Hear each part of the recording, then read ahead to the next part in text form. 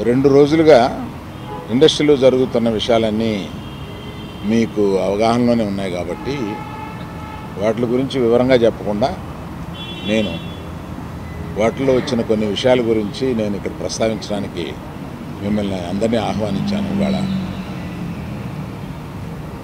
2 రోజుల నుంచి ఆ నలుగురు అని వస్తుంది. ఆ నలుగురు కొంచెం ఆ నెగిటివ్ షేడ్ తోటి, ఆ నలుగురు కబంధాస్తాలతోటి ఈ ఇండస్ట్రీని పట్టుకుని, బాబు ఆ నలుగురికి నాకు సంబంధం లేదు, ఆ నలుగురిలో నేను లేను. అసలు ఇది 15 సంవత్సరాల క్రితం స్టార్ట్ అయింది ఆ నలుగురు ఆ తర్వాత ఆ 10 అయింది. అది ఎవరు పట్టించుకోలేదు. ఓ 10 మంది దగ్గర ఉన్నాయి థియేటర్లన్నీ. నేను ఆ నలుగురు వ్యాపారంలో నేను బయటకు వచ్చేసాను. నేను లేను. కోవిడ్ ఆ టైంలోనే బయటకు వచ్చేసాను. నాకున్న అంటే ఎగ్జాంపుల్ మీరు ఇలా చెప్పొచ్చు అనుకోవచ్చు, తెలంగాణలో నాకు ఒక్క థియేటర్ కూడా లేదు ప్రస్తుతం. తెలంగాణలో నాకు ఉన్నది ఒకే ఒక థియేటరు, త్రిబుల్ ఏ, దానికి ఓనర్. కనుక నా దగ్గర ఒక్క థియేటర్ కూడా లీజులో లేదు. ఆంధ్రాలో కూడా అన్నీ వదిలేసుకుంటా వచ్చేసి నా దగ్గర మొత్తం 1500 థియేటర్లు ఆంధ్రాలో ఉంటే, అదే మొత్తం తెలుగు రాష్ట్రాల్లో ఉంటే నా దగ్గర 15 లోపు ఉన్నాయి. అన్నీ వదిలేసుకుంటారాగా అవి కూడా మా స్టాఫ్ తోటి లీజులు అయిపోయిన తర్వాత ఎప్పుడు లీజులు రెన్యూ చేయకండి వీటిని అని చెప్పాను. కనుక నా దగ్గర ఆ థియేటర్లు లేవు.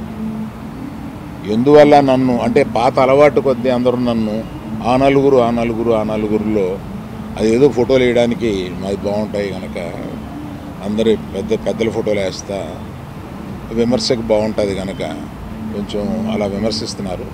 నేను దయచేసి మీడియా మిత్రులను అడిగేది ఏంటంటే, ఆ నలుగురు అని వేసేటప్పుడు నన్ను కలపకండి. నేను లేను, ఆ వ్యాపారంలో లేను. నేను అన్నీ వదిలేశాను.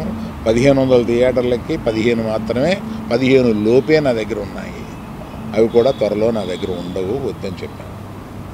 అది ప్రథమంగా మీకు అందరికీ చెప్పడం కోసం ఈ మీటింగ్ పెట్టాను. అది కాకుండా నా వృత్తి గత 50 ఏళ్ళుగా సినిమాలు తీయడం. నేను ఆ వృత్తిని నమ్ముకుని ఉన్నాను. ఇది మధ్యలో ఉన్న చిన్న అవకాశం లాంటిది ఏదో వచ్చింది, ఇది నాకు సరిపోదు అని అనుకుని నేను బయటకు వచ్చేసాను. 1వ తారీఖు నుంచి మేము థియేటర్లు మూసేస్తాం అన్న దీని మీద ఆంధ్రప్రదేశ్ మన సినిమాటోగ్రఫీ మినిస్టర్ గారు రియాక్ట్ అయిన విధం చాలా సమంజసమైందని నేను ఫీల్ అవుతున్నాను. ఎందువల్లంటే నాకు కూడా మీరు ఆన్ రికార్డ్ చెప్తున్నాను, ఈ థియేటర్లకు సంబంధించిన ఏ మీటింగ్లోనూ నేను వెళ్ళలేదు. నేను కావాలని వెళ్ళలేదు, నాకు ఇష్టం లేదు. ఈ థియేటర్కి సంబంధించి 3 మీటింగులు జరిగినాయి. 3 మీటింగులకి నేను వెళ్ళలేదు.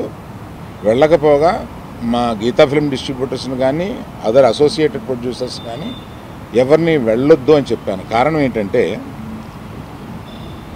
థియేటర్స్ నిజంగానే స్టాండ్ అలోన్ థియేటర్స్కి చాలా కష్టాలు ఉన్నాయి.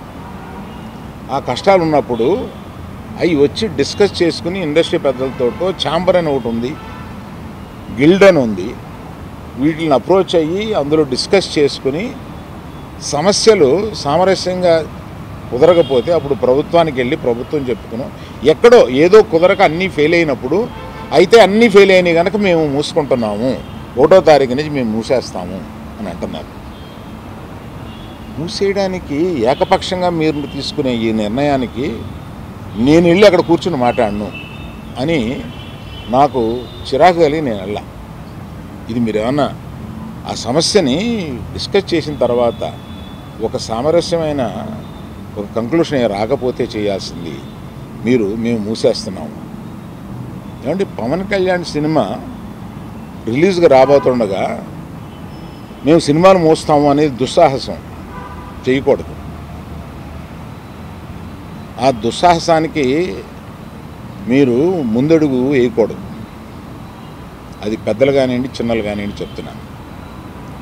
ఎందుకంటే మన ఇండస్ట్రీ నుంచి ఎవరు ఏది అడిగినా హెల్ప్ చేస్తున్న మనిషి ఆయన. ఆ రోజు మేము అశ్విని దత్ గారి కోసం కొద్దిమంది కలిపి వెళ్ళాం పవన్ కళ్యాణ్ గారిని కలవడానికి. అశ్విని దత్ గారి సినిమా వస్తుంది, దానికి కాస్త రేట్స్ ఇప్పించండి అని చెప్పి అడగడానికి. అప్పుడు ఆయన హింట్ చేశారు, చంద్రబాబు నాయుడు గారిని కలిశారా, మీరు ఛాంబర్ తరపున వచ్చి కలవండి. ఆ తర్వాత ఆ కమ్యూనికేషన్లో ఏం జరిగిందో ఏంటో ఆ తర్వాత ఎవరు దాన్ని పట్టించుకోలేదు. నేను ఒకళ్ళిద్దరితోటి ప్రస్తావిస్తే, చంద్రబాబు నాయుడు గారు మాకు తెలిసిన ఆయనే కదా, పవన్ కళ్యాణ్ గారు మాకు తెలిసిన ఆయనే కదా, మేము వెళ్ళి పని చేయించుకుంటున్నాం అన్నారే తప్ప ఛాంబర్ వారు కానీ ఏ సంస్థ కానీ వెళ్ళి అఫీషియల్గా మనం అందరం వెళ్ళి కలిసి కష్టం వచ్చినప్పుడు కలవడం వేరండి. కష్టం వచ్చినప్పుడు ఇప్పుడు మనం అసలు ప్రభుత్వం వచ్చిన తర్వాత వెళ్ళి మనం కలవాలి కదా, కలవలేదు. పవన్ కళ్యాణ్ గారు హింట్ చేసినా కూడా అది జరగలేదు. నిన్న ఎవరో మాట్లాడుతూ మాది ప్రైవేట్ వ్యాపారం, ప్రభుత్వానికి సంబంధం ఏముంది, ప్రభుత్వానికి సంబంధం లేదు, నేను కరెక్ట్గా చెప్పలేనది, ఆ అర్థం వచ్చేటట్టు మాట్లాడారు. ఏమండి, ప్రభుత్వానికే సంబంధం లేకపోతే 2 సంవత్సరాల క్రితం పెద్ద వాళ్ళందరూ ఇక్కడి నుంచి కదిలిళ్ళి గత చీఫ్ మినిస్టర్ని ఎందుకు కలిశారండి? ప్రభుత్వానికి సంబంధం లేకపోతే. ఏ వ్యాపారం అయినా సవ్యంగా చేసుకోవాలంటే ప్రభుత్వంతో సహకారం లేకుండా అది జరగదు. అటువంటిది ప్రభుత్వంతో సంబంధం ఉంది, మాది ప్రైవేట్ వ్యాపారం, ఇది సరికాదు. ప్రభుత్వంతో సంబంధం ఉంటుంది, ప్రభుత్వం కోఆపరేషన్ కావాలి. ఒకటే ఎగ్జాంపుల్, వాళ్ళ కోఆపరేషనే అక్కర్లేకపోతే మనలో పెద్ద వాళ్ళందరూ వెళ్ళి ఎందుకు కలిశారు, గత చీఫ్ మినిస్టర్ని ఎందుకు కలిశారు? మనకు కష్టం వచ్చిందనే కదా వెళ్ళి కలిశారు. కష్టం వస్తే కానీ వెళ్ళి కలవమా? ఒక ఫార్మాలిటీ లేదా? అందువల్ల మినిస్ట్రీ నుంచి వచ్చింది నేను చదివాను, అది చాలా సమర్థనీయంగా ఉంది, ప్రశ్నలు కరెక్ట్గా ఉన్నాయి. నిజంగానే సమస్యలు ఉన్నాయండి. స్టాండ్ అలోన్ థియేటర్స్కి సమస్యలు 100% ఉన్నాయి. ఇవాళ వాళ్ళ మనుగడ కూడా కొంత కష్టం అవుతుంది. ఆ మనుగడ కష్టమైనప్పుడు వాళ్ళందరూ ఏకమై వచ్చి ఏం చేయాలా అని ఒక నిర్దిష్టమైన దీంతో కాకుండా ఇట్లాగా మేము మూసుకుంటున్నాము థియేటర్లో, ఇప్పుడు మీరు మాతో సంభాషణకి రండి, అది నాకు నచ్చక నేను వెళ్ళలేదు, అందరికీ వెళ్ళొద్దు అని చెప్పాను. మీరు దయచేసి, నేను మీకు కొన్ని ప్రశ్నలు ఉంటాయి, మీరు ప్రశ్నలు అడగొచ్చు. కేవలం మనం ఈ సమస్య వాళ్ళ మాట్లాడుకున్న దానికి పరిమితం చేయకపోతే జనరల్గా ఏమవుతుందంటే మీరు ఏదో అడుగుతారు, నేను ఏదో చెప్తాను, అది హెడ్డింగ్లోకి వెళ్ళిపోతుంది. అలా కాకుండా ఇవాళ హెడ్డింగ్ 1500 థియేటర్లు ఉంటే నా దగ్గర 15 మాత్రమే ఉన్నాయి, ఆ నలుగురిలో నేను లేను,